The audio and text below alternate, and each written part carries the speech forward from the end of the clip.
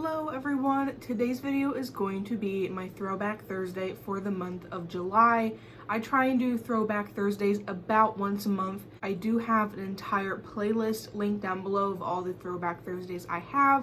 They are Get Ready With Me style, so if you enjoy those sorts of videos, that is the playlist for you. In today's video, I am pulling out my BH Mimosa palette.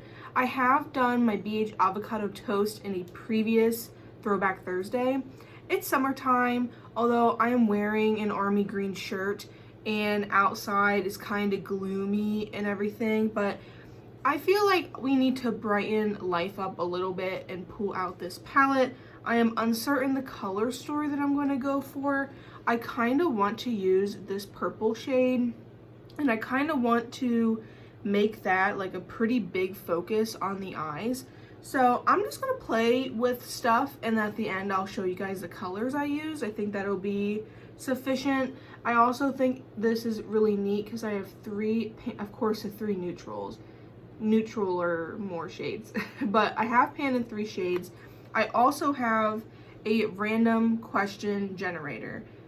You know, don't mind all the sponsored garbage on the bottom. But I felt like that would be fun. I don't have any real topics to talk about today. My last Throwback Thursday was about me struggling with beauty YouTube, which is still pretty accurate. By the time I am filming this, I've reached the first tier of like YouTube's monetization status. So I was able to apply to be able to monetize my channel, and I won't know that for a few more weeks. I don't know what it entails because I haven't looked too far into it, but I'm not at the second tier where you can make money from AdSense, but I reached the first tier, and I want to say thank you to you guys because I would not have been able to do that without you. And if you enjoy my content by any means, make sure you subscribe, like the video, reaches out to more people. Even better if you share with a friend who would like these types of videos. And I personally love when you comment, because I feel like it's a real win when a video gets a lot of comments, because that to me is showing interaction. I love to interact. But we're going to use the Mimosa palette. We're going to do a random question generator. I'm using randomwordgenerator.com. I already applied my base makeup and I already did my eye primer. So I'm just going to randomize. Oh, okay. What was the best thing you learned in the past year? Alrighty. Let's just get on into it. I don't know what I'm doing for the eyes, but I think I kind of want to do an orange and purple situation. So we're gonna slap stuff on the eyes. I did prime my eyes, but they are a little creasy. What was the best thing I have learned in the past year? I am going to say that some things are probably better off left unsaid, especially in the beauty community, especially with how, I guess, and this is not a bad thing, but simply how opinionated and I want to say set in their ways a lot of people are in this community.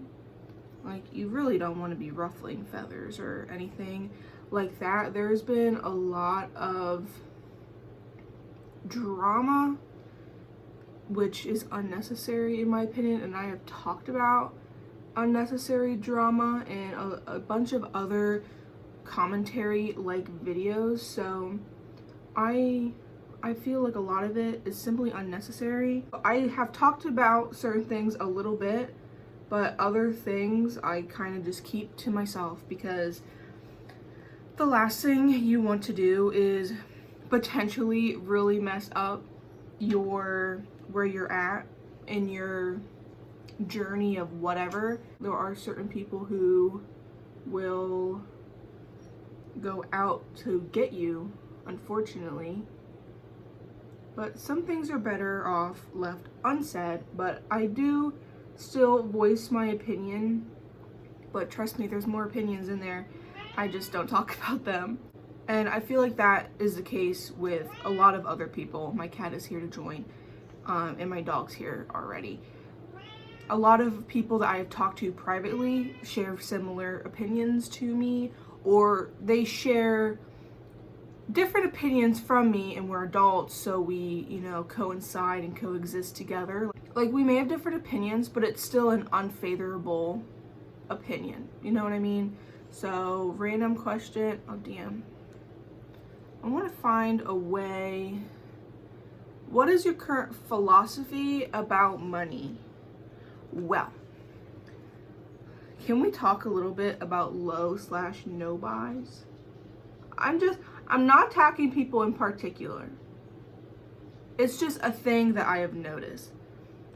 And there's a reason why I never put out rules for myself about being on a low/no buy. And I feel like as a whole, I have not been buying a whole lot. Most of what that has come in has been gifted to me one way or another, or I bought it through gift cards. So that's not money out of my own pocket. And I know people are on low buys and no buys for different reasons, and everyone's journey is different. So if someone is used to buying every single release, you know, and then they tell themselves, well, I can only buy, let's say, 1 palette a month. Like, for them, that's a big jump for them to do. But for me, to purchase 1 palette a month, that is crazy to me. Like, I feel like I wouldn't be able to, like, keep up with anything. If I go into my spreadsheets, the amount of new palettes I get, if I average it out, it is more than 1 new eyeshadow palette a month. But I didn't purchase those palettes, you know what I mean? Most of my palettes are gifted to me, thankfully and graciously. But I understand everyone's mindset is different, but, like, I don't know. You publicly say I'm on a low buy. You publicly state your rules and your goals, but, like, you don't stick to it. And part of me thinks that, you know, people post low buy and no buy content to try and get some sort of views or some sort of recognition, I guess. And again, I'm not talking about anyone in particular, but, like, that's just my overall general feel. You know what I mean? I kind of want something deeper than this purple. But, like, let's say I'm a recovering shopaholic, which I know a lot of you guys out there are shopaholics, and that is fine. But, like, so you're a recovering shopaholic. You're trying to find other people that are on low buys and no buys to help you along. If you're watching someone who keeps breaking their low buy or no buy, that could potentially hurt you, because you're like, well, they're on a low buy and they're buying all this stuff, so, like, why can't I buy all this stuff? And, like, that's not a good mindset to have.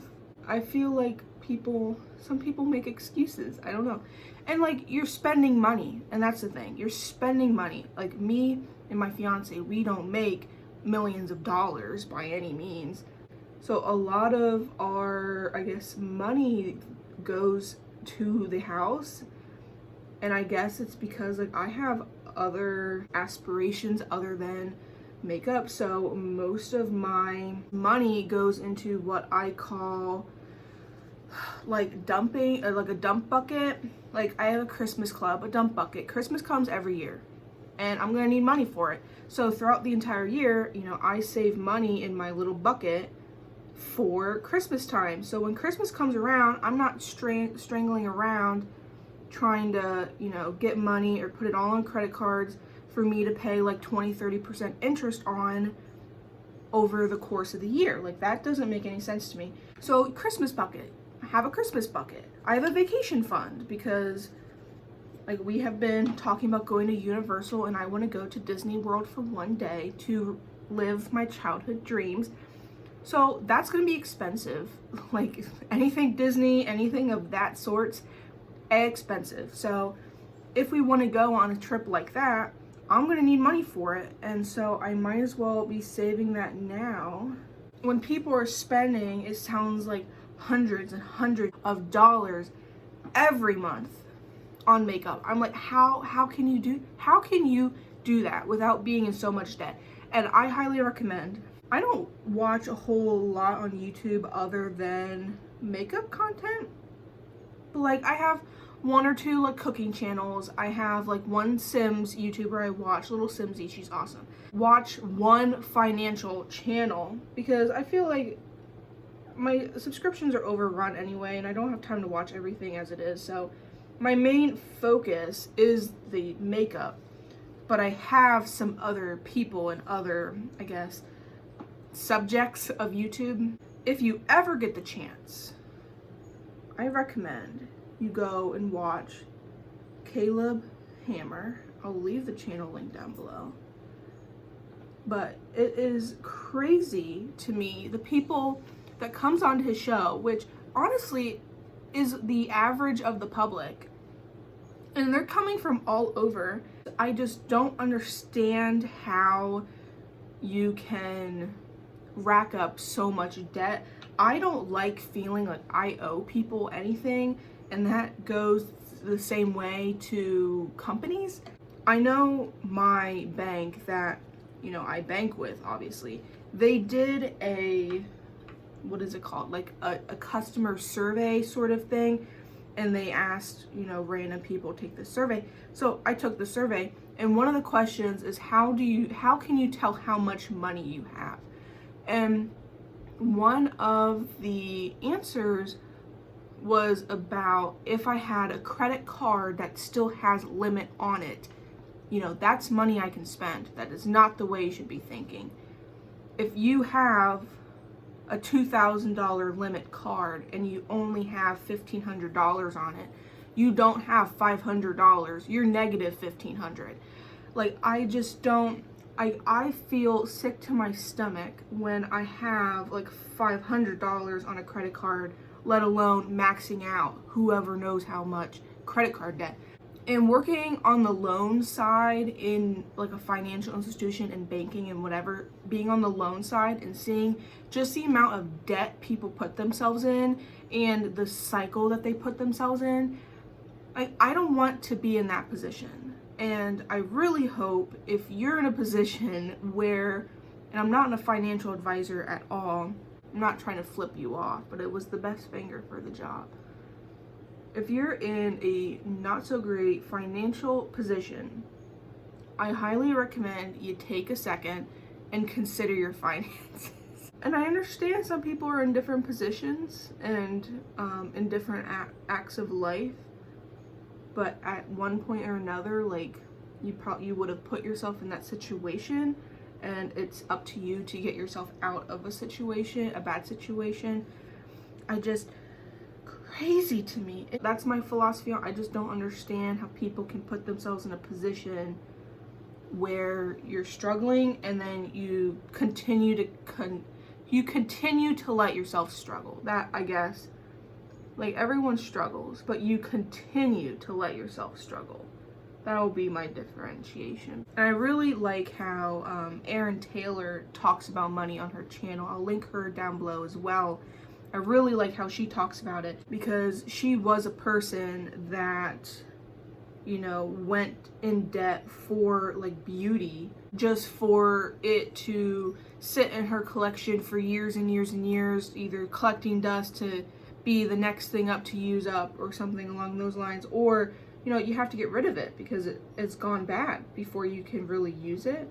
I try and keep my channel realistic and, you know, using kind of what you have, and that's kind of what I'm here for. Here I am with another yellow inner corner. Who's gonna stop me? I did this in my summer ween video as well, but I did my yellow inner corner. I'm gonna do my liner as well. That's my philosophy on money. I would love to know your opinions on money and no buy, low buy, and things of that nature. I would love to hear your guys' opinions down below. I know everyone is different. But another random question. What's the worst piece of advice you ever gotten from someone? Oh, I ain't gonna answer that. Nope, not on YouTube, I ain't. I have standards. What's something that you think you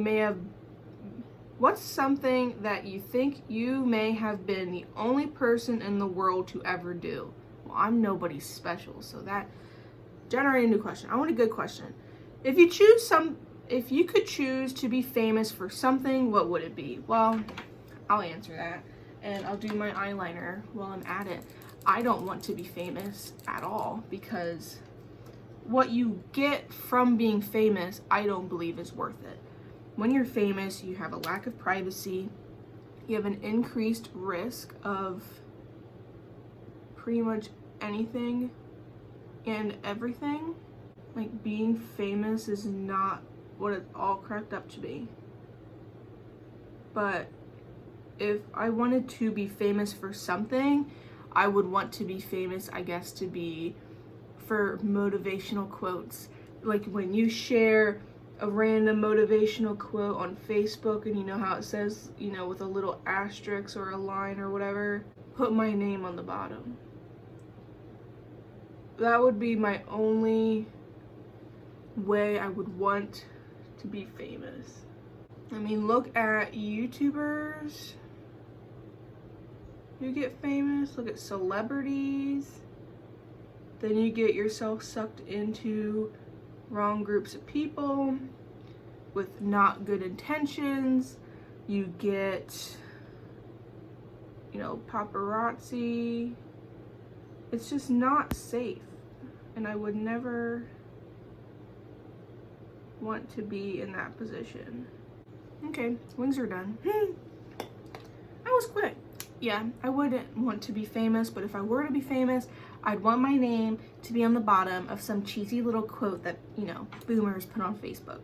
That sounds pretty dang awesome. No more questions. I'm going to do the rest of my makeup, and I shall be back for my finished look. Here is my finished and final look. So this here is the look that I came up with. It is pretty simple and, you know, not too much shimmer. These shimmers are your, I guess, average shimmer. It's not the super punchy, the super imaginable, but it does look really, really pretty in the eyes, or on the eyes anyway. I went for, I guess, peach everywhere else. Funny enough, I rolled in my NYX eyeliner in my Project 10 uses. Is it my Project 10 uses I just filmed the other day? Anyway, so perfect excuse to wear the yellow eyeliner. I also used my Melt contour stack. I pulled in my Fenty Cream lip gloss in Peach Pout, so that is on my lips here. For my blush, I already powdered my face, so I didn't want to use my Fenty Cream blush that I'm trying to finish.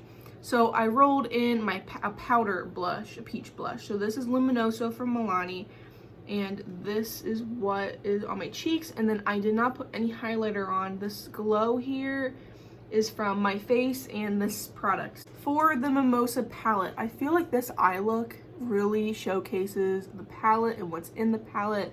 I really, really enjoy this palette in particular. Out of the three, this is the first one I got, and I would say it's still a favorite of mine, although I think I use my avocado toast more.